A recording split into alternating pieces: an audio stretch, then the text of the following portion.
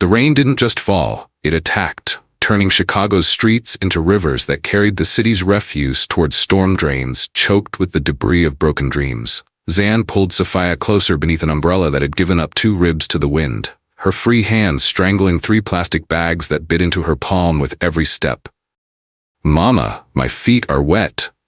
Sophia's voice was small, almost lost beneath the percussion of rain on pavement. "I know, baby girl, just 3 more blocks." Zan manufactured cheerfulness the way she manufactured hope, out of nothing but stubborn refusal to let her daughter see the truth. That the good shoes Zan wore for work were already soaked through. That blisters tomorrow would make every step at the diner agony. That she'd walk past the pharmacy again without filling her blood pressure prescription, because Sophia's school supplies cost more than her own health. The warehouse district looked like the city was crying, streetlights reflecting off puddles in shattered gold. This was their neighborhood, the place where people who'd fallen through society's cracks tried to build lives from whatever they could salvage. Sophia stopped so suddenly that Zan nearly dropped the groceries. "Mama, the water's shining?" "Sophie, we need to." But then Zan saw it too. There, wedged against the curb where the gutter became a small waterfall, something caught the anemic light. Gold. Real gold. Zan's heart hammered. She looked up and down the empty street with the instinct of someone who'd learned that anything valuable in this neighborhood came with invisible strings attached, strings that could wrap around your throat. "Stay right here." She set down the groceries. Eggs, the cheap ramen Sophia pretended to love, a carton of milk that was 2 days from expiration. Her knees screamed as she crouched, reaching into water that smelled of oil and urban decay. Her fingers closed around metal. Heavy, expensive, the kind of weight that separated people who worried about rent from people who owned buildings. A watch, not the kind you bought at department stores, the kind you saw in magazines that Zan would never be able to afford.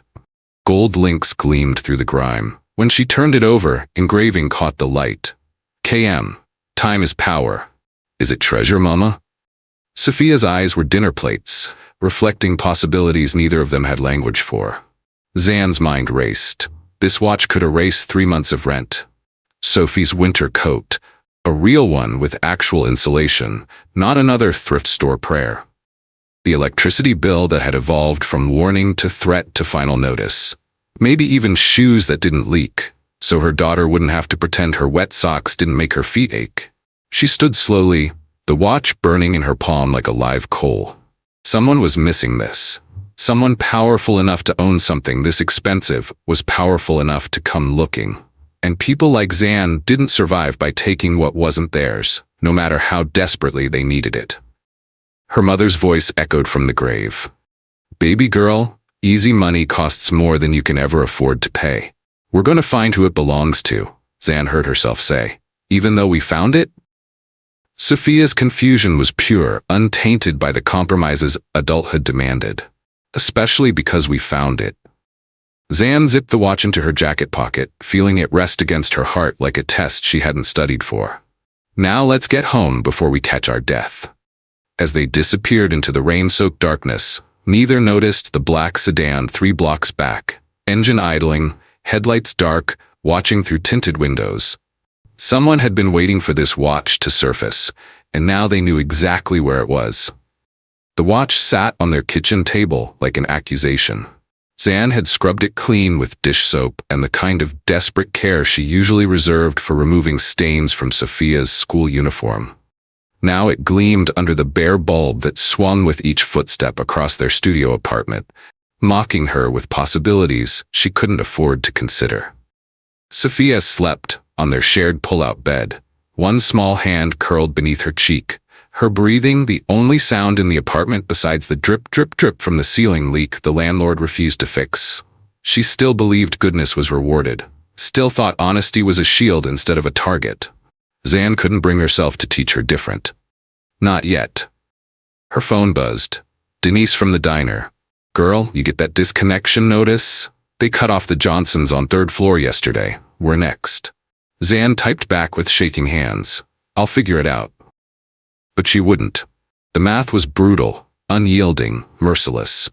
Even working doubles, even skipping meals to stretch the food budget, even accepting every humiliation poverty demanded, she was still $300 short this month. The watch mocked her with the solution, gleaming like a golden lifeboat, while she drowned. She'd Googled it earlier on her cracked phone screen, fingers trembling as she typed, $25,000. The number had physically hurt, like swallowing glass. She'd had to read it 3 times before her brain would process the zeros. $25,000. She could pay off her mother's hospital bills, the ones that had buried them both, the ones that followed her like ghosts demanding tribute. Sophia could go to that charter school with the art program instead of the underfunded chaos where metal detectors and police officers outnumbered textbooks. A car. God, a car. Not even a good one, just something that didn't require 2 bus transfers and prayers. She could breathe for the first time in 5 years. The apartment pressed closer. Water stains bloomed across the ceiling like spreading disease. The refrigerator rattled its death song. Sophie's shoes, the ones that had soaked through tonight, sat by the door like evidence of Zan's failure as a mother.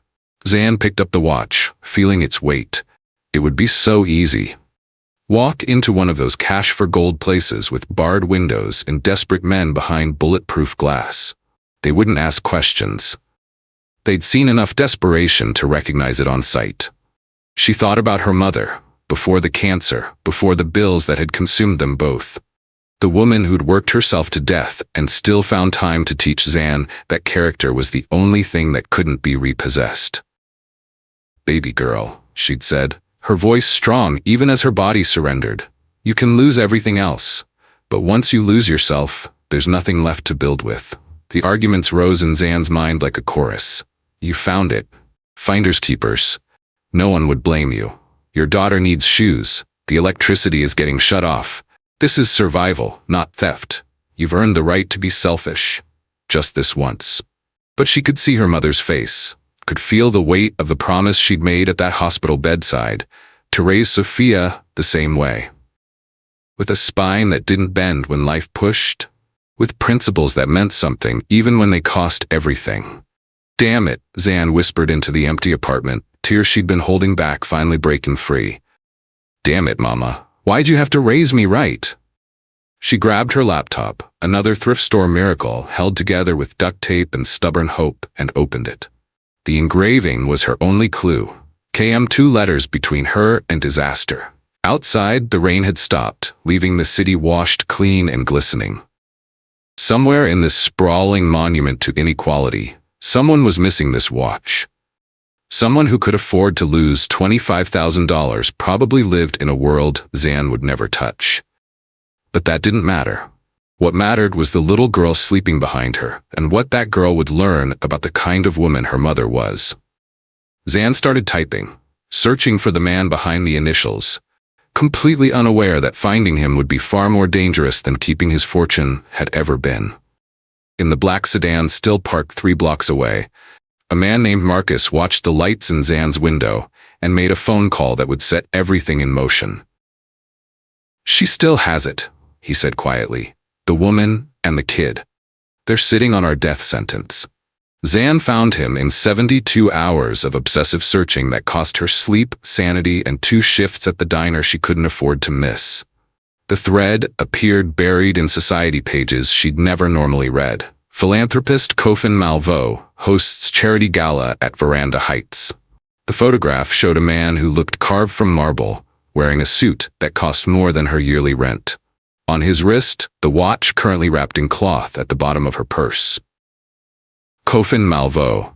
KM, she'd fallen down the rabbit hole after that.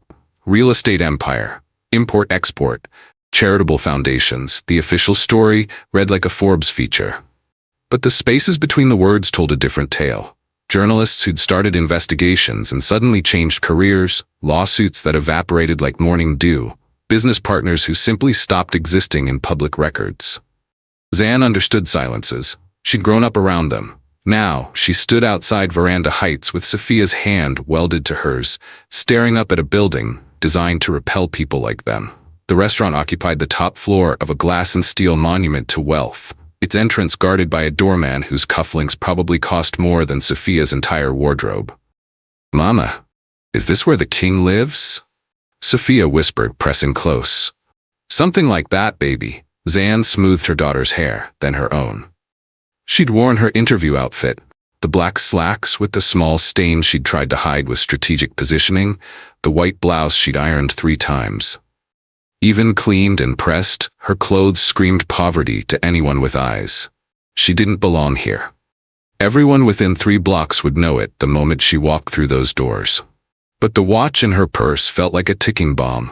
Every day she kept it was another day someone might come looking. Better to face the lion in his den than wait for him to find her sleeping. The doorman's expression shifted from bored to alert as she approached. His eyes performed that efficient scan she'd experienced 1,000 times. Clothes, shoes, posture. Not a threat. Definitely not a guest.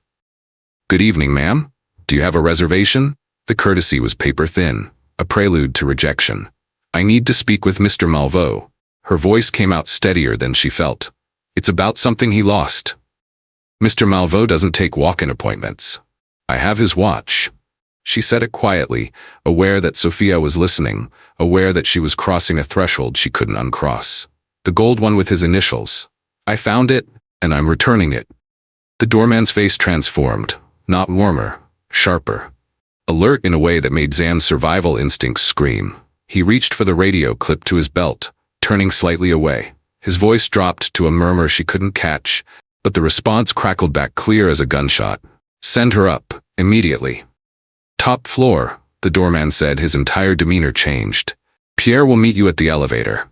The lobby was a cathedral to money. Marble floors polished to mirror brightness, chandeliers that cast light like frozen waterfalls, flower arrangements that cost more than Zan's monthly grocery budget. Their footsteps echoed like confessions. Sophia pressed against her side, eyes wide, taking in wealth she'd only seen in movies. The elevator doors opened silently, revealing mirrored walls that showed Zan exactly what she was, a woman drowning in water over her head, clutching her daughter's hand like a lifeline, walking voluntarily toward a man whose power was measured in disappeared problems. As the doors closed and the elevator began its ascent, Zan caught her own reflection. She saw her mother's face staring back, the same stubborn jaw, the same refusal to bend even when breaking seemed easier. Mama, I'm scared, Sophia whispered. Zan squeezed her daughter's hand. Me too, baby girl. Me too. But we're doing the right thing. Remember that, okay? No matter what happens, we did the right thing. The elevator climbed toward the top floor, toward Kofin Malveaux's domain, toward a confrontation that would either prove integrity mattered or teach them both why the desperate don't have the luxury of principles. Sophia nodded, trusting completely in her mother's judgment. Zan prayed she wouldn't live to regret that trust. The restaurant was a study in controlled violence disguised as elegance. White tablecloths, silverware positioned with surgical precision. Silence so complete Zan could hear her own heartbeat drumming against her ribs. Every table hosted men in suits that cost fortunes, women wearing jewelry that caught light like small fires. No one looked up as she entered. They didn't need to. They'd already dismissed her. Except the man at the corner table. Kofin Malveaux sat alone in a booth built for 6, his back to the wall, positioned to see every entrance, every exit, every potential threat. 2 bodyguards flanked him at a distance, wolves pretending to be house pets, fooling no one. Their eyes tracked Zan's approach with the cold attention of predators watching wounded prey stumble into their territory. Pierre, the maitre d' who'd met them at the elevator, gestured toward the table with a hand that trembled. Even he was afraid. That told Zan everything about the man she was approaching. Kofin didn't stand, didn't smile, didn't acknowledge their existence beyond a slight tilt of his head that somehow conveyed both permission and warning. Up close, he was exactly what the photographs suggested. Mid-40s, features that might have been handsome if they'd ever known warmth, eyes that absorbed light without reflecting it back. Mr. Malveaux. Zan's voice came out steadier than she felt. My name is Zan Cooper. This is my daughter, Sophia. We found something that belongs to you. Sophia, bless her fearless heart, stepped forward and extended her small hand. In her palm, wrapped in Zan's best cleaning cloth, sat the gold Rolex. Mama says we should always give back what isn't ours, even when we really, really need it. Her voice carried that pure conviction only children possess. Unaware she'd just confessed their desperation to the most dangerous man in Chicago. The restaurant held its breath. 3 heartbeats passed in absolute silence. Then Kofin's hand moved, slow, deliberate, and took the watch from Sophia's palm. His fingers were steady, but Zan saw something flicker across his face when the gold caught the chandelier light. Not relief, not gratitude. Something colder. Recognition followed immediately by the kind of rage that came before executions. He turned the watch over slowly, studying the back with intensity that made the air feel thinner. His jaw tightened. A muscle jumped beneath his skin. When he looked up, his gaze swept past Zan to his bodyguards, and in that single glance, she saw death being calculated and measured. Where? His voice was quiet, almost gentle, terror disguised as courtesy. Lexington and 5th, in the gutter, 3 nights ago during the rain. Zan kept her hand on Sophia's shoulder, a pointless gesture of protection against a man who could probably end them both with a word. Kofin's eyes returned to the watch. His thumb found a nearly invisible seam on the side. He pressed. The backing popped open with a soft click, revealing not gears or mechanisms, but a tiny slot. Empty. His expression went absolutely flat, the kind of emptiness that precedes violence. He raised one finger, just one, and a bodyguard materialized beside him. Kofin leaned close, whispered something that drained the color from the man's face, then dismissed him with a curt nod. When Kofin turned back to Zan and Sophia, his eyes held a different quality. He was seeing them now, really seeing them. And whatever conclusion he was drawing was being written in real time across features that had probably ordered deaths without flinching. You could have sold this. Not a question. An observation. Yes, sir. $25,000, maybe more. His voice remained soft, conversational. Zan felt her throat tighten. He knew. Of course he knew. Men like him knew the price of everything. Yes, sir. But you didn't. He glanced at Sophia, who was watching him with the fearless curiosity of someone too young to recognize predators. Even though your daughter's shoes have holes in them, even though you're 3 months behind on rent and the electricity company has already sent final notices. Zan's blood went cold. How?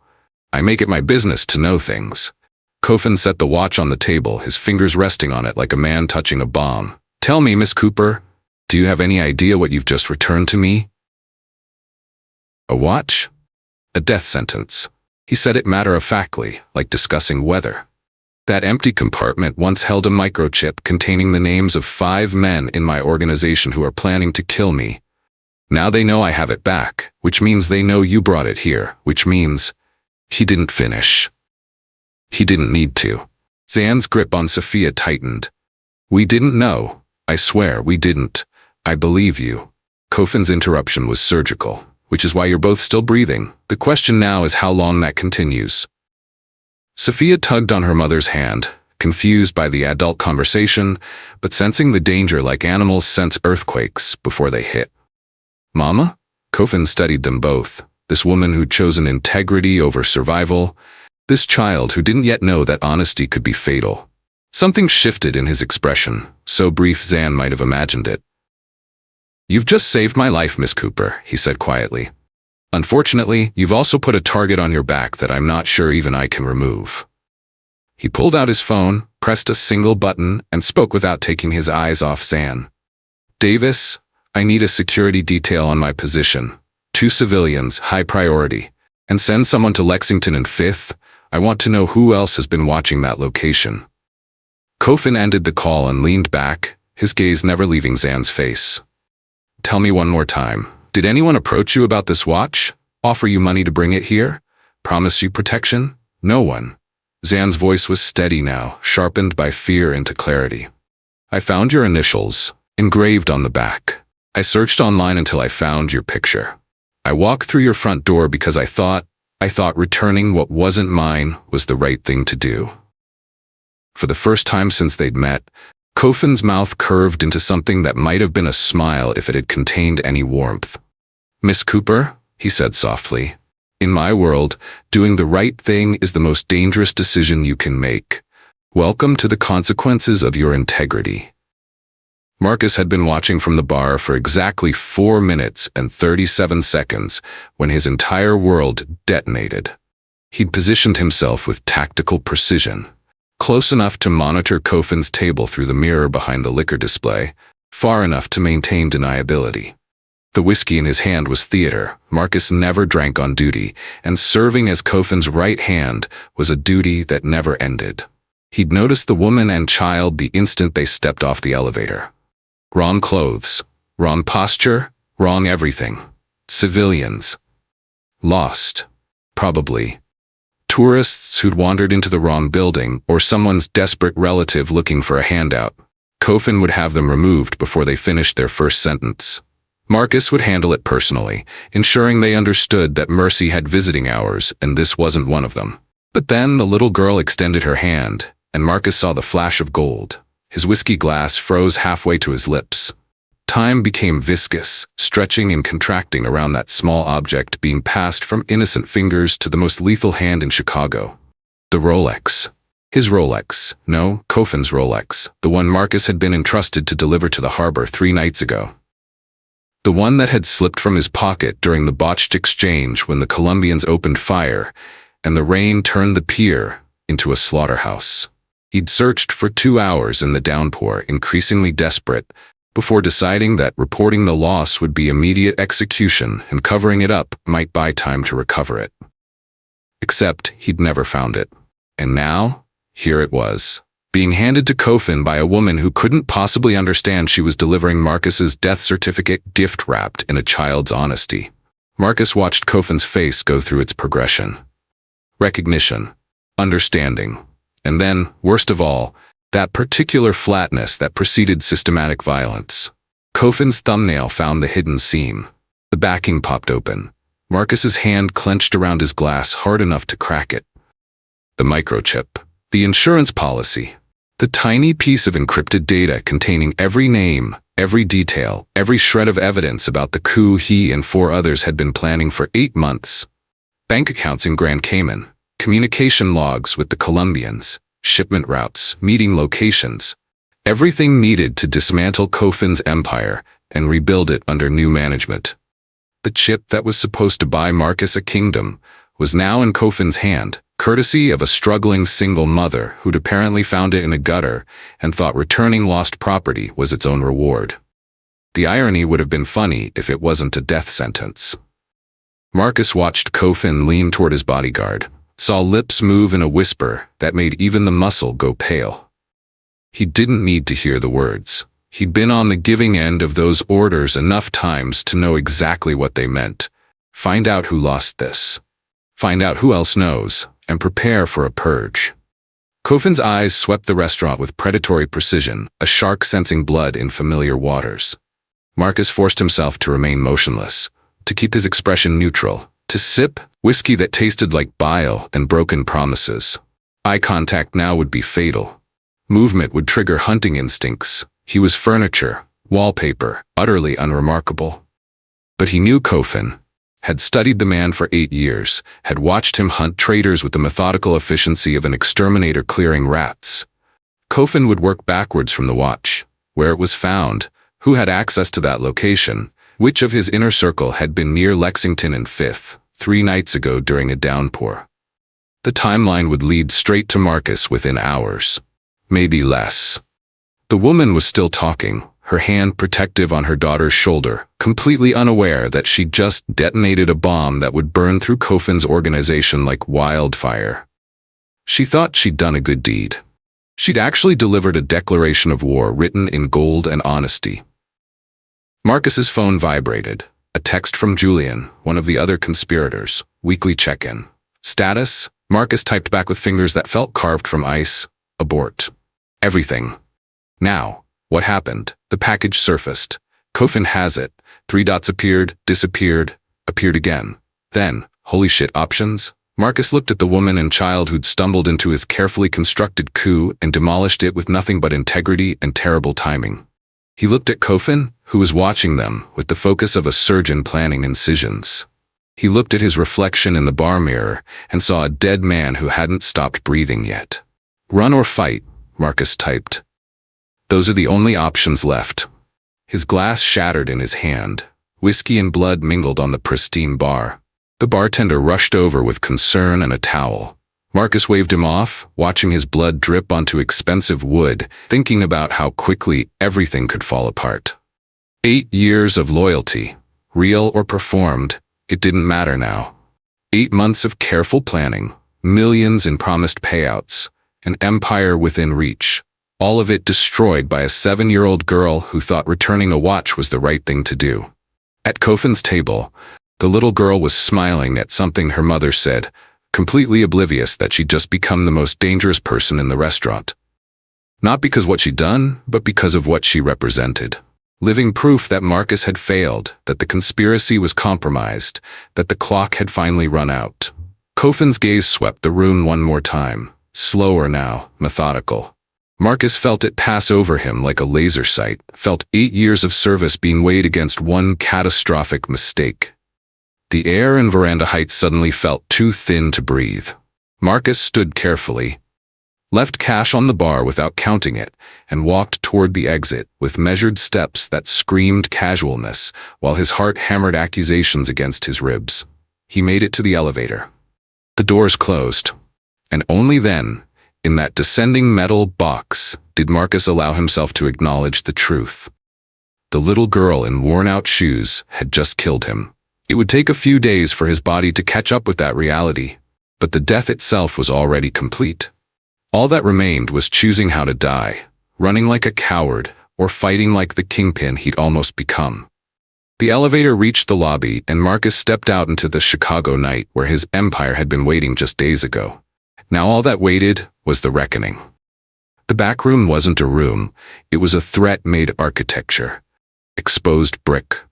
A single bulb hanging from a wire like a noose. A metal table bolted to concrete floors that had seen things Zan didn't want to imagine. The shift from Veranda Heights polish to this brutality was instantaneous, deliberate. This was where Pretty Lies went to die. Sophia sat on a leather chair near the door, clutching orange juice a bodyguard had brought her. The man stationed beside her daughter wore his gun openly now, no more pretense. The message was surgical in its clarity. Cooperation wasn't requested. It was the only option that kept them breathing.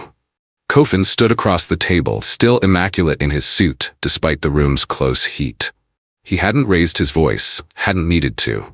The quiet was its own violence, a vacuum where screams would disappear without echo. "Tell me again." His tone was professionally empty, every detail. Zan's mouth felt lined with sand, but she forced words out. "We were walking home from the grocery store. Raining. Sophia saw something shining in the gutter at Lexington and 5th. I pulled it out. It was your watch." "What time?" "Around 8:30. "Which side of the street?" "East, near the warehouse with broken windows." Kofin's eyes never left her face, reading her like experts read documents for forgery. "You searched for me. How?" "The engraving, your initials. I found you online. A charity gala photo. You were wearing the same watch." Truth steadied her voice. Lies would require energy she didn't have. 3 days. Kofin leaned forward, hands flat on the table. "You held $25,000 and your first thought was to find the owner? A woman in your circumstances, working how many jobs? 2? 3? Behind on rent, electricity about to be cut off, raising a daughter alone?" His voice dropped lower. "You expect me to believe you found a fortune in the rain and chose honesty?" "I don't expect you to believe anything, Mr. Malveaux." The boldness surprised even Zan. Fear was crystallizing into something harder, the recognition that she'd already crossed the threshold. "But yes, that's exactly what I did." "Why?" The question hung like a blade poised to fall.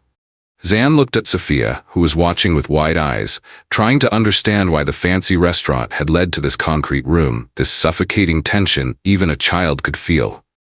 "Because she's watching." Zan's voice cracked. "Every choice I make, my daughter is learning what kind of woman to become. I can't teach her that stealing is acceptable just because we're desperate. That integrity only matters when it's convenient." She turned back to Kofin, tears threatening. "My mother died broke but honest. She raised me to do the same. I'm raising Sophie the same way, even if it kills us." Something flickered in Kofin's expression. So brief, Zan might have imagined it. He circled the table slowly, his footsteps echoing. "You know what I am." "I can guess." And you walked into my world, handed me evidence of a conspiracy, and expected what? Gratitude? I expected to return what wasn't mine and go home. Zan's hands trembled, but her voice held. I didn't know about conspiracies. I just knew someone was missing something valuable. Kofin stopped pacing, studying her with jeweler's intensity, examining a stone for flaws that might make it worthless or priceless. The silence stretched until Zan could hear Sophia's breathing across the room, could hear her own pulse threatening to burst through her skin. You're either the most honest woman I've ever met, Kofin said finally, or the most dangerous. He pulled out his phone, tapped the screen. We're about to find out which. A door opened behind Zan. Multiple footsteps entered. The temperature dropped. Tell me one more time. Kofin's voice went soft as confession. Did anyone approach you about this watch? Offer money? Promise protection? Zan looked at her daughter. This child who still believed goodness was rewarded, who trusted completely in her mother's judgment. No one sent me, Zan said, voice steady now. I'm just a woman who found something that wasn't hers and tried to do the right thing. If that's a crime in your world, then I guess we're both in the wrong place. Kofin's mouth curved into something approaching a smile, though warmth remained absent. Miss Cooper, he said quietly, doing the right thing in my world doesn't make you a criminal. It makes you a target. And sometimes it makes you worth more than all the gold in this city. He gestured to his men. Take them to the penthouse, full security. No one gets within 3 blocks without my authorization. Mr. Malveaux? Someone tried to kill you tonight, Miss Cooper. They failed because I had men watching you from the moment you left this building. He moved toward the door, then paused. Your honesty just saved my empire. The least I can do is try to keep you alive long enough to regret it. They'd made it half a block when Zan's skin began to crawl with that ancient, wordless alarm. The one that had kept humanity alive when we were still prey animals hiding from things with bigger teeth. The street was too quiet. The pedestrians who'd been visible moments ago had evaporated like steam. Even the traffic had thinned, as though the city itself was holding its breath before something terrible. Sophie, hold my hand tight. Zan's grip tightened. We're going to walk faster now, okay? Mama, you're hurting. The car came from nowhere. A black sedan jumped the curb with the deliberate precision of intent, not accident. Tires screamed against wet concrete. Zan saw the rear window sliding down, saw the dark shape of a gun barrel extending through the opening, and her body moved before her brain could finish processing. She threw Sophia toward the nearest storefront with the desperate strength of mothers who lift cars off trapped children. Sophia's scream disappeared beneath the sudden thunder of gunfire. Not movie gunfire, but the real kind that's sharper, louder, more obscene than anything Hollywood could manufacture. Zan threw herself over her daughter, feeling concrete teeth bite into her palms, feeling Sophia's small body trembling beneath her, waiting for bullets to tear through her back and end everything she'd tried to build, everything her mother had sacrificed, everything Sophia would never become. But the bullets never came. Instead, different gunfire erupted, controlled, professional, 3-round bursts that spoke of training and discipline. The sedan's windshield exploded into diamond fragments. Tires burst with sounds like grenades. Metal screamed as 2 black SUVs materialized from nowhere, boxing in the sedan like wolves cornering wounded prey. Zan risked looking up and saw men pouring from the SUVs. Kofin's men. She recognized them from the restaurant.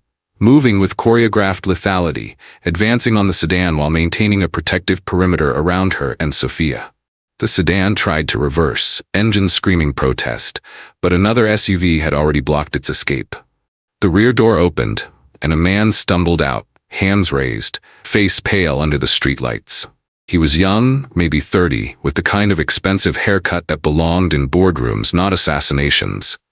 He was shouting something, pleading, bargaining, but his words were swallowed by the night and the rain that had started again, as though even the sky was weeping at what desperation made men become. Zan didn't watch what happened next. She was too busy checking Sophia for injuries, running trembling hands over her daughter's small body, searching for blood that mercifully wasn't there. Sophia was sobbing, huge, gasping sobs that came from somewhere deeper than fear, the kind that rewires childhood and creates nightmares that last decades. "Shh, baby girl, shh. I've got you. Mama's got you." Zan pulled her close, whispering reassurances that felt like lies because she didn't have anything. Not safety, not control, not even the illusion that honesty protected the honest. A shadow fell across them. Zan looked up to find Davis, the bodyguard from the restaurant, the one who'd brought Sophia orange juice. Up close, his face was younger than she'd thought, scarred from a life she couldn't imagine. "Ma'am?" His voice was professionally calm, the kind of calm that came from talking people down from ledges. He extended a hand. "We need to move you. Now. Mr. Malveaux's orders." Who were they? Zan's voice sounded like it belonged to someone else, someone who'd just watched their daughter almost die for the crime of having an honest mother. Davis's expression hardened. "People who think you know more than you do. People who can't afford witnesses." He glanced at Sophia, and something human cracked through his professional mask. "Please, ma'am. For your daughter. We need to get you somewhere safe." Zan looked down at Sophia, at her tear-streaked face, at the way her small body trembled like leaves before storms, at the terror in eyes that had been full of wonder just hours ago when they'd walked into that restaurant thinking honesty was enough. She'd tried to do the right thing. She'd walked into Kofin's world with clean hands and pure intentions, and somehow she'd stumbled into a war she didn't understand, dragging her daughter into crossfire that had nothing to do with them, and everything to do with the gold watch she'd pulled from a gutter 3 nights ago. Zan took Davis's hand and let him pull her to her feet. "Where?" Her voice was steady now, sharpened by fear into something harder. "Where are you taking us?" "Somewhere Mr. Malveaux controls. Somewhere he can keep you alive." Davis was already guiding them toward the waiting SUV, his body positioned between them and the sedan, where Kofin's men were having quiet conversations with people who'd tried to murder a woman and child over secrets they didn't even know they possessed. And after? Zan climbed into the SUV, pulling Sophia onto her lap, feeling her daughter's heartbeat hammering against her chest like a trapped bird. "After he deals with whoever wants us dead? What happens to us then?" Davis met her eyes in the rearview mirror as the SUV pulled away from the carnage, from the shattered glass and the smell of gunpowder, and the young man, who'd probably just learned that trying to kill the wrong people came with consequences that made death look merciful. "Then, ma'am, you get to go back to your life and explain to your daughter why doing the right thing sometimes costs more than anyone should have to pay." His voice carried weight. Experience, maybe, or regret. But at least you'll be alive to have that conversation. The SUV merged into traffic, leaving behind the scene of their almost execution. Through the rear window, Zan watched the red and blue lights of emergency vehicles converging, watched the crime scene tape going up, watched the evidence of what honesty had cost them disappear into the city's machinery of violence and consequence. Sophia had gone quiet, her sobs fading into the kind of silence that worried Zan more than screaming. The little girl stared at nothing, her eyes vacant, processing trauma that would probably require years of therapy they couldn't afford. "I'm sorry, baby girl," Zan whispered into her daughter's hair. "I'm so sorry." But sorry didn't stop bullets. Sorry didn't rewind time to 3 nights ago when she could have walked past that gutter and left the watch where it lay. Sorry was just another word for the price of principles. And Zan was learning that sometimes the cost was higher than the value of what you were trying to protect. The city lights blurred past the window as they drove toward whatever safety Kofin's empire could provide, and Zan held her daughter closer, wondering if there was any amount of integrity worth watching your child learn that the world punished goodness just as efficiently as it punished crime. The penthouse was a gilded cage, beautiful in the way museums were beautiful, meant to be admired from a distance, never lived in. Floor-to-ceiling windows overlooked Chicago's glittering sprawl through bulletproof glass, thick enough to stop small arms fire. Minimalist furniture in shades designed to hide bloodstains. A kitchen with appliances that looked like abstract sculpture and probably cost more than Zan's lifetime earnings. Davis set their plastic grocery bags on marble flooring, poverty made obscene against all that polished wealth. You'll stay here until Mr. Malveaux resolves the situation. Everything you need is stocked. Don't approach the windows. Don't try to leave. Don't make phone calls. For how long? The question came out sharper than Zan intended. 3 hours of terror crystallizing into anger. However long it takes. Davis's expression remained neutral, but his eyes held something else. Pity, maybe? Or recognition. The look of someone who'd seen this trap close on people before. The electronic lock engaged behind him with a soft click that sounded exactly like a cell door closing. Zan stood in the center of the living room, with Sophia pressed against her side, feeling the space expand around them like a luxury coffin. This was protection, Davis had said. This was safety. This was what happened when you did the right thing in Kofin Malveaux's world. You got locked in a penthouse that cost more per month than she'd earn in 5 years. Guarded by men with guns to keep you safe from other men with guns, all because you'd found something shiny in the rain and thought honesty mattered. The first hour, Sophia explored with cautious wonder. The television covering half a wall, the refrigerator stocked with food they'd never been able to afford. Mama, they have real fruit juice, and the good cereal. Her excitement was a serrated blade in Zan's chest. By the second hour, the wonder had curdled. Sophia kept drifting to the windows, staring down at the city 23 floors below with increasing restlessness. When can we go home? Soon, baby. Another lie to add to the pile. By nightfall, the apartment felt like it was shrinking despite its size. Zan put Sophia to bed in a bedroom larger than their entire studio, with sheets that probably cost more than their monthly rent.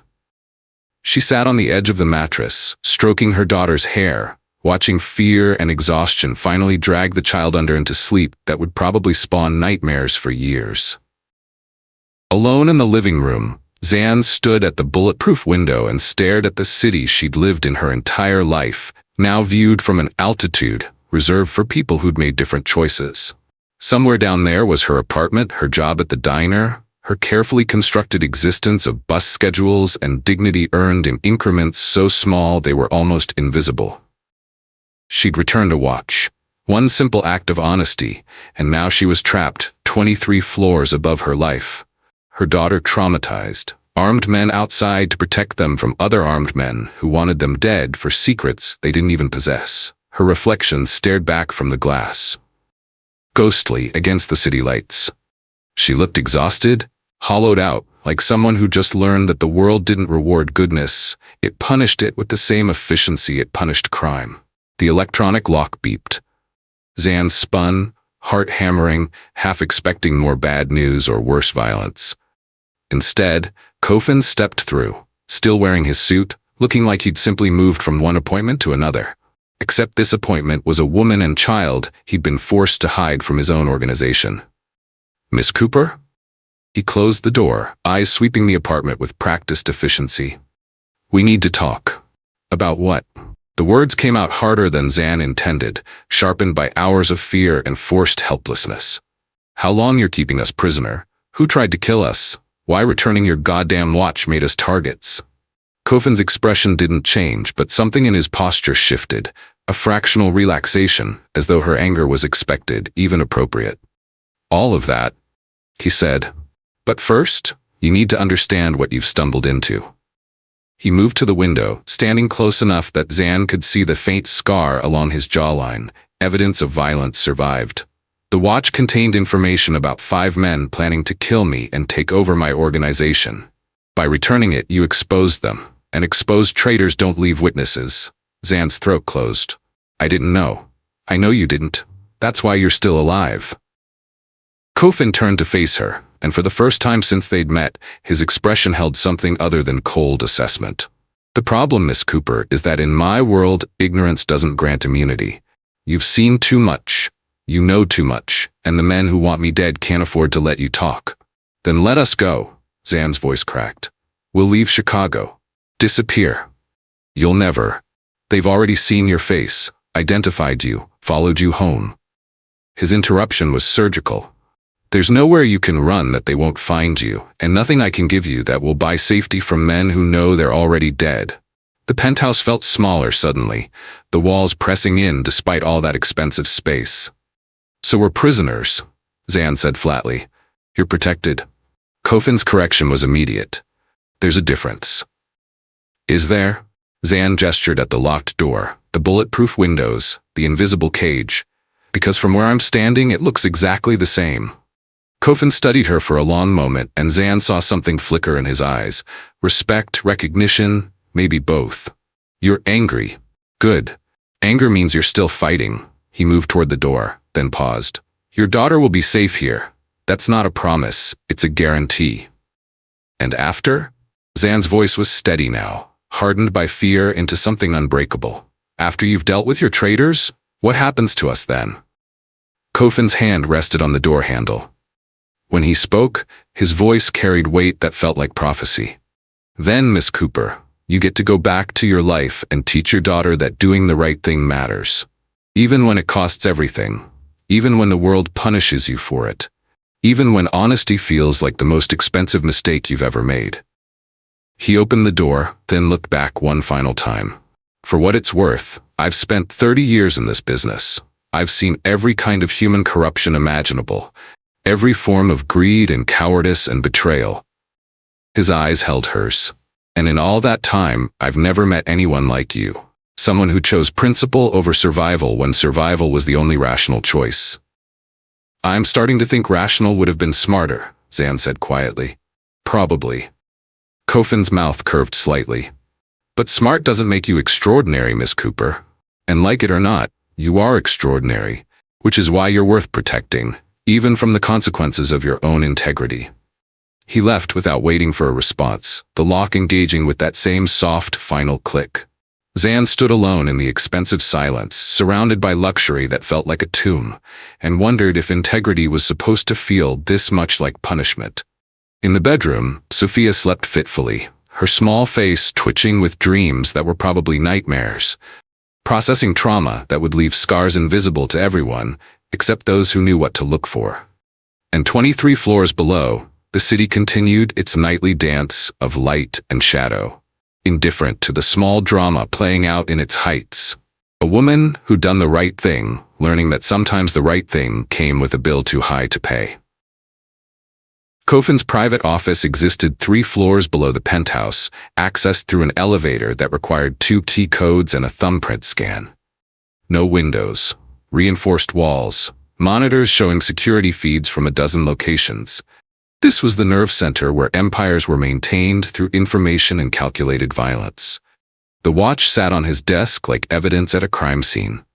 Beside it, a microchip no larger than a child's fingernail. Davis stood near the door.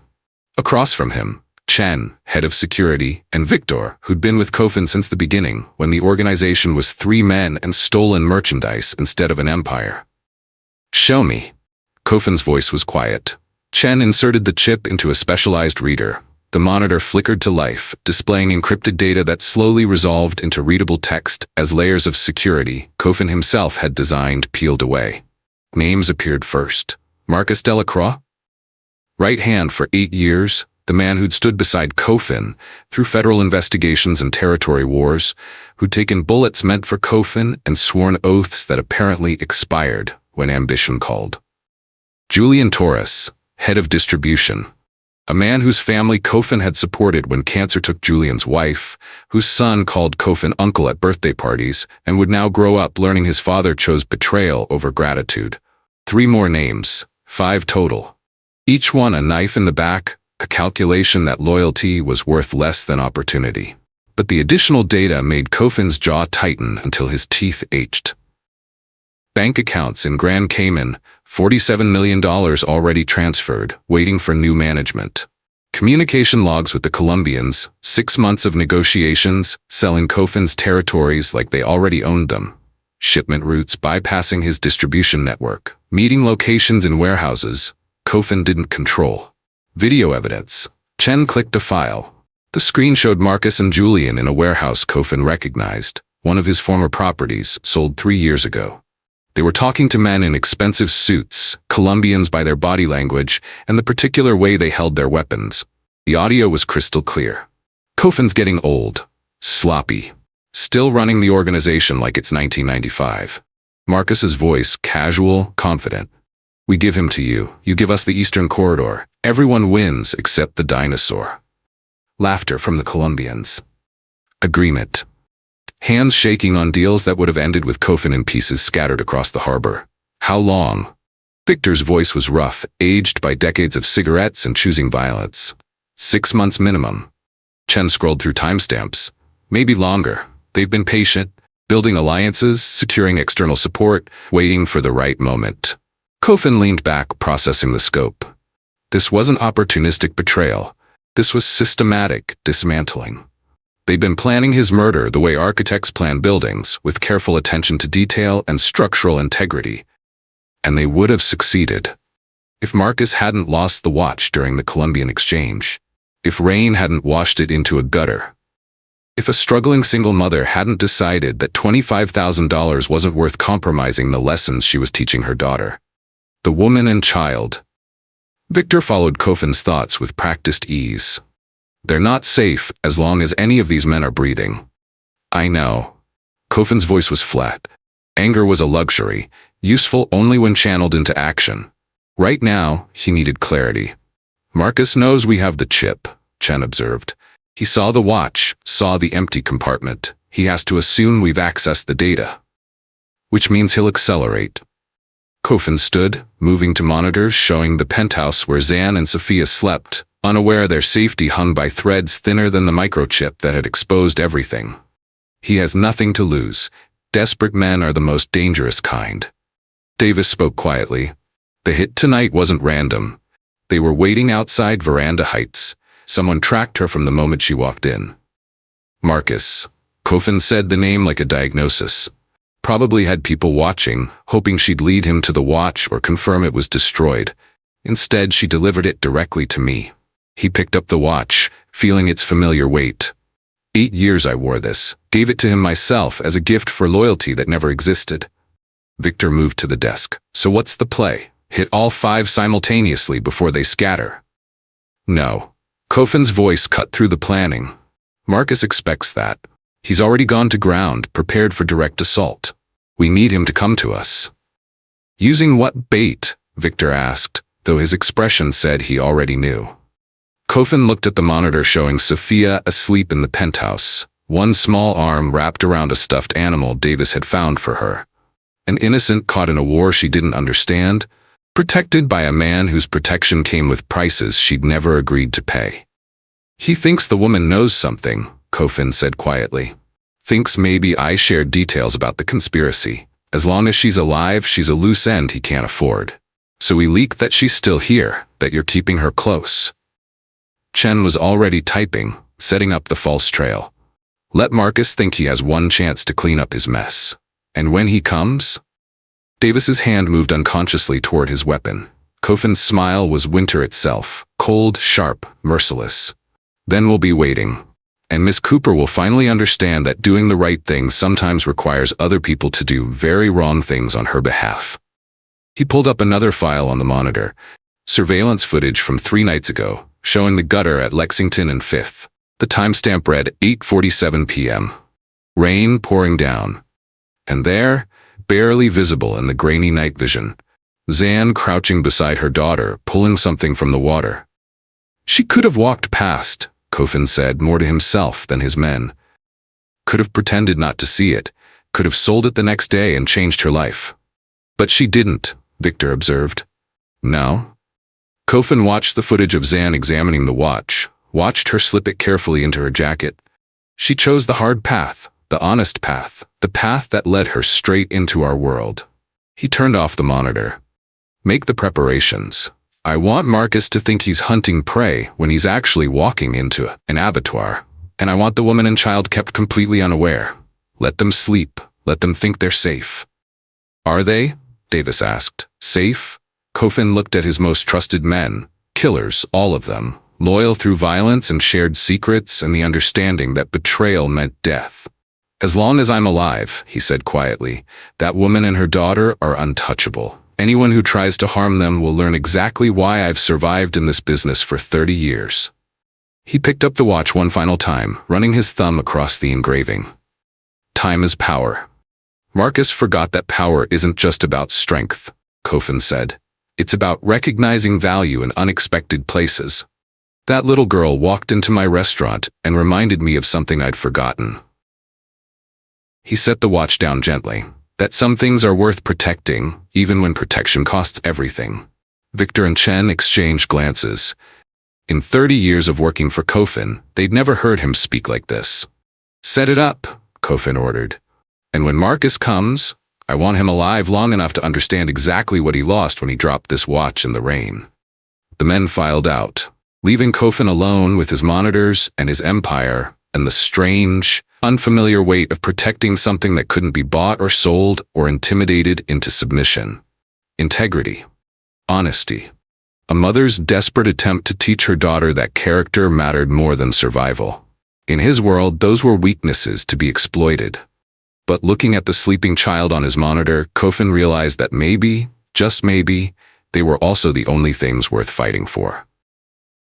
Marcus received the message at 2:47 a.m., a single line from an unknown number that made his remaining time on Earth feel countable in minutes. She talked. "Everything. You have 3 hours before we move. Last chance is now." It was obviously bait, insultingly transparent. But desperation had stripped away Marcus's ability to be selective. Zan Cooper had been in Kofin's custody for 48 hours.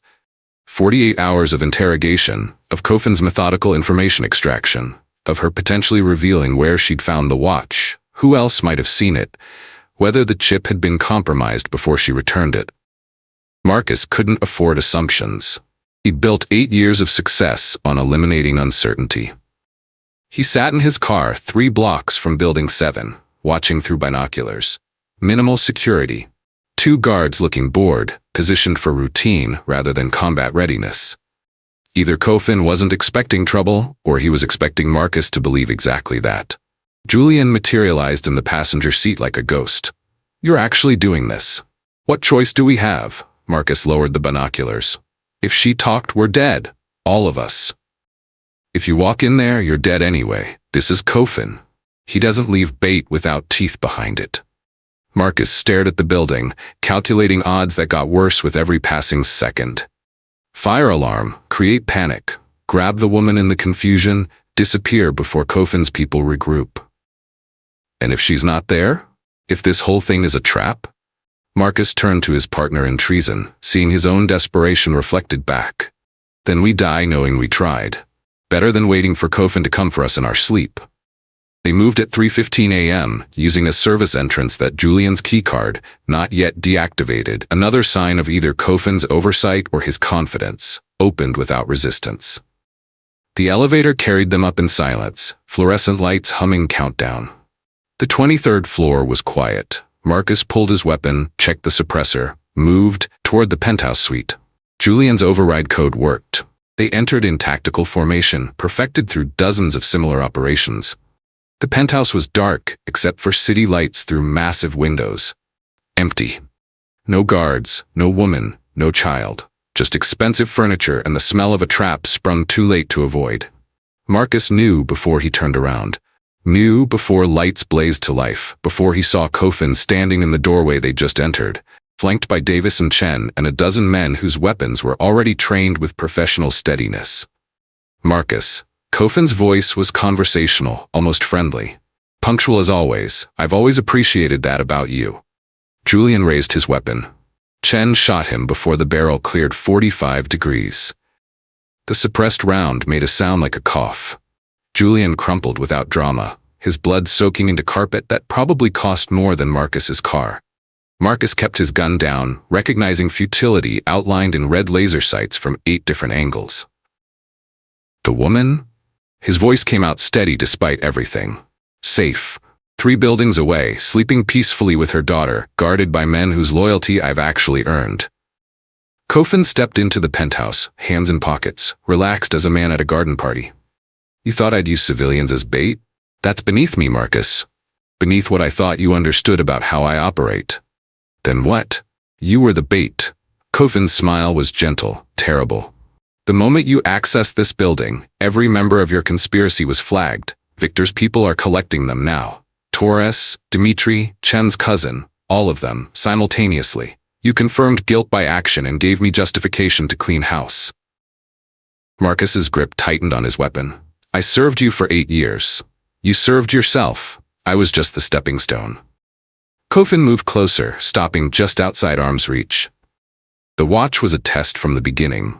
I give them to everyone I elevate, insurance against inevitable betrayal. You failed the moment you decided to use it for your coup. Then kill me. Marcus heard the defeat in his own voice. I will. But first, I want you to understand something. Kofin pulled the gold Rolex from his pocket, held it so light, caught the engraving. A woman who has nothing chose integrity over survival. You, who had everything, chose betrayal over loyalty. That's the difference between people who deserve protection and people who deserve exactly what's coming. Marcus raised his weapon in a final gesture of defiance. Davis shot him first, then Chen, then 3 others in rapid succession, professional and efficient. Marcus felt his knees hit carpet, felt his body becoming weight without purpose, felt time slipping away like water through fingers that could no longer close. His last thought was of the little girl who'd held the watch without understanding she'd just rewritten Chicago's power structure with nothing but her mother's integrity. The penthouse went quiet. Kofin looked down at Marcus's body without expression, calculating the cost of trust misplaced and loyalty unrewarded. Clean this up, he said quietly. And make sure the other 4 understand that mercy isn't being offered. Davis nodded, already coordinating. The woman? When do we tell her it's over? Kofin pocketed the watch. We don't. Not yet. Let her sit with the fear a few more days. Let her understand that the world she tried to do right by isn't always capable of reciprocating. He moved toward the door, paused. But make sure she and her daughter have everything they need. Whatever they ask for, that's not negotiable. He left them there. The living cleaning up after the dead, the loyal purging the disloyal, the machinery of his empire grinding forward with terrible efficiency. 3 buildings away, Zan slept beside her daughter, unaware the war fought over her honesty had just ended in blood and silence, unaware that doing the right thing had cost 5 men their lives and saved an empire she didn't even know existed. 3 days after bodies stopped being problems, Kofin sat in his office staring at a manila folder that shouldn't have mattered but somehow did. Inside, the mundane catastrophe of Zan Cooper's life, compiled with the same thoroughness his people applied to business partners and confirmed enemies. Student loan debt from a nursing degree she'd never finished when her mother got sick, $42,000. Medical bills from her mother's final illness, $18,000. Back rent, threatening eviction, 3 months, $5,400. Utility disconnection notices, a repossessed car, credit cards maxed, buying groceries and school supplies. The total sum of Zan Cooper's financial destruction was less than what Kofin spent on watches. He'd decided to release them. The threat was neutralized. Marcus and his conspirators reduced to cautionary tales, their networks dismantled, their ambitions buried in unmarked graves. Zan and Sophia could return to their studio, their bus routes, their carefully rationed existence. But the folder troubled him. This woman had held a fortune and chosen principle, had walked into his domain with nothing but honesty and the naive belief that returning lost property mattered, had inadvertently saved his empire while destroying her daughter's sense of safety. Victor entered without knocking. The woman's asking when she can leave. Says her boss called, threatening to fire her if she doesn't show for tomorrow's shift. Pay him. Kofin didn't look up. Pay who? Her boss, whatever she would have earned, plus enough to make him forget she was gone. Kofin closed the folder, his decision crystallizing, and handled this list, all of it, anonymously. Victor scanned the contents, raised an eyebrow, his version of profound surprise. That's not how we operate. She didn't stumble into our business, she chose. Kofin stood, moving to his window. She chose integrity when survival was the only rational option. That choice saved everything I've built. So give her cash, make it clean. No, she'd refuse it. Probably lecture me about not wanting money from criminals, about teaching her daughter that virtue can't be bought. Kofin's voice held something approaching amusement. She'd be insufferable. Victor's mouth twitched. So you're going to what? Secretly erase her debts? I'm going to ensure her decision to do the right thing doesn't destroy her life. That her daughter doesn't grow up learning honesty leads to poverty and fear. Kofin turned from the window. Structure it through intermediaries. Clerical errors, forgotten assistance programs, anonymous donors. Nothing that traces to me. And when she figures it out, she won't. People like Zan Cooper don't assume miracles could come from men like me. She'll think it's luck, bureaucracy working in her favor for once. Kofin picked up another folder. Tomorrow's business. Let her keep that illusion. Victor lingered. You're going soft. I'm being practical. She has integrity I can't buy and won't compromise. That's valuable, even if it's not valuable to me directly. Kofin sat down, shifting focus. Handle it, Victor. Make it seamless. And keep security on them another month. Light presence. I want to know if anyone else decides her honesty is a threat. And after the month, she goes back to her life. Debts paid, daughter safe, none the wiser. Kofin opened the new folder. Tone dismissive. She gets to keep believing the right thing matters. I get to know one person in this city isn't buried under the weight of having a conscience. Victor left with Zan's financial ruin to be systematically erased through laundered money and false trails. Kofin sat alone with his empire and the strange sensation of having done something decent for someone who'd never know, never thank him, never owe him. He preferred it that way. 2 floors above, Zan held Sophia while she slept, unaware the man who'd terrified them had just paid a debt that didn't exist to balance scales that would never be even. Tomorrow, Davis would drive them home. Kofin would watch from monitors as Zan carried her sleeping daughter up 3 flights to an apartment that would soon receive notices about errors, forgiveness, unexpected assistance. She'd cry, probably. Wonder what she'd done to deserve such luck. She'd never know the answer. She'd been honest in a world that weaponized honesty, and for once, someone with power decided that deserved protection instead of punishment. Kofin returned to his work, to the empire requiring constant attention and casual brutality. But in a locked drawer, he placed the gold Rolex, its compartment empty, its purpose fulfilled. A reminder that even in his world of calculated violence, sometimes the smallest act of integrity could be worth more than all the gold in Chicago. 3 months later, Kofin sat in an unmarked sedan across from Jefferson Elementary, watching children explode from the building in that chaotic burst of noise and color that marked freedom's daily arrival. He told himself this was security protocol, final verification that Zan and Sophia had transitioned back to normal life without residual threats. Victor would have called it what it was, sentiment disguised as surveillance. Sophia emerged in a cluster of children, backpack nearly as large as her small frame, her laughter carrying across the playground like music he'd forgotten existed. She wore new sneakers, bright pink, properly fitted, and a winter coat that actually looked warm. Her mother's doing, though Zan probably still believed the debt forgiveness was bureaucratic miracle rather than deliberate intervention. Zan waited by the fence, posture relaxed in a way it hadn't been in the penthouse. She'd picked up extra shifts according to reports, not from necessity anymore, but because work was familiar, controllable, hers. People who'd lived with scarcity never fully believed in abundance. Kofin understood that. Sophia ran to her mother with the unself-conscious joy of someone who'd reclaimed safety. Even from this distance, Kofin could see their reunion.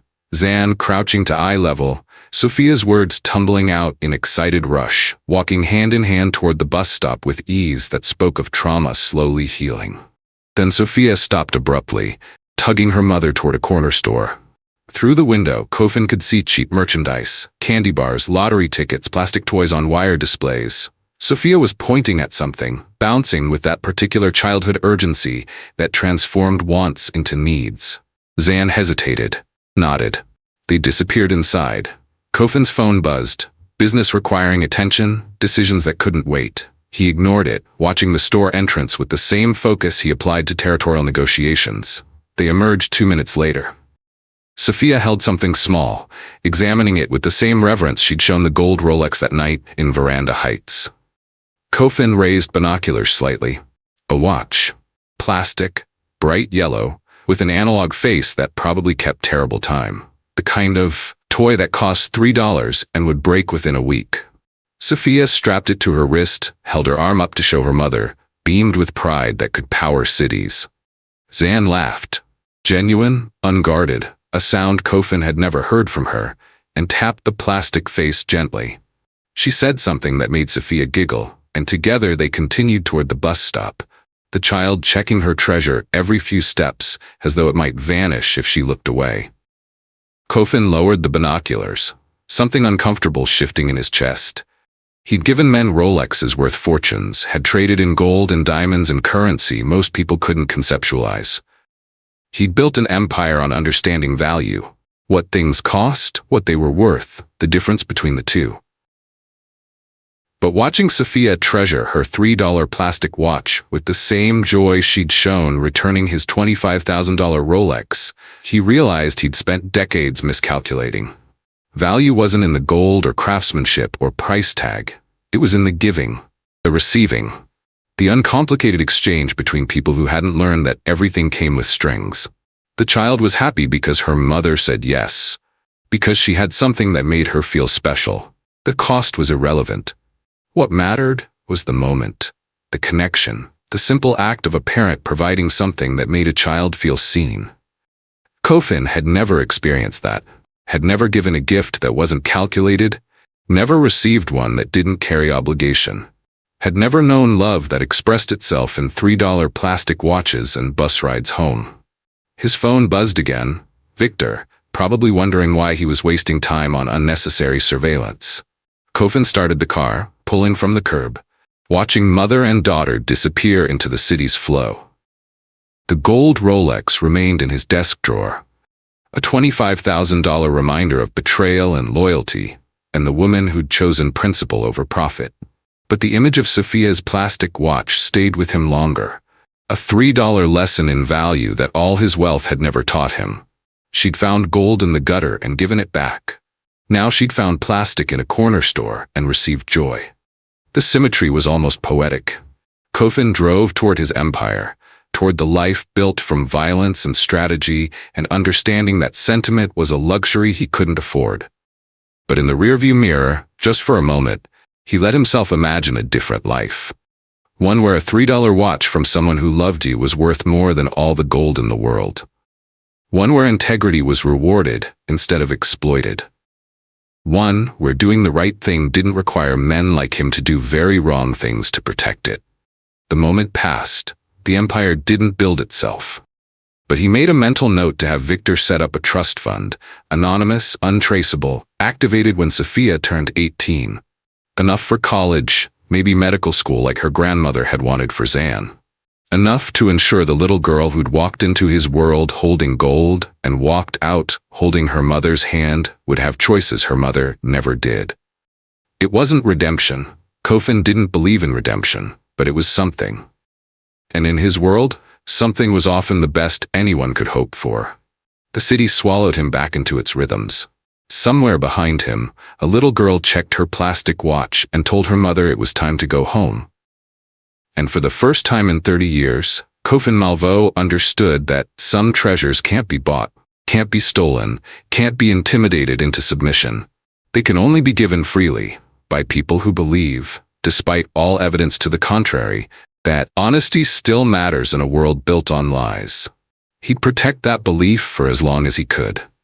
Not because it made strategic sense, but because a 7-year-old girl in worn-out shoes had walked into his restaurant and reminded him that some things were worth more than empires, even if he'd never hold them himself. Thanks for watching. Don't forget to like, subscribe, and comment where you're watching from. If this story touched your heart, share it with someone who needs to remember that honesty pays, and that sometimes the most unlikely people become our greatest heroes.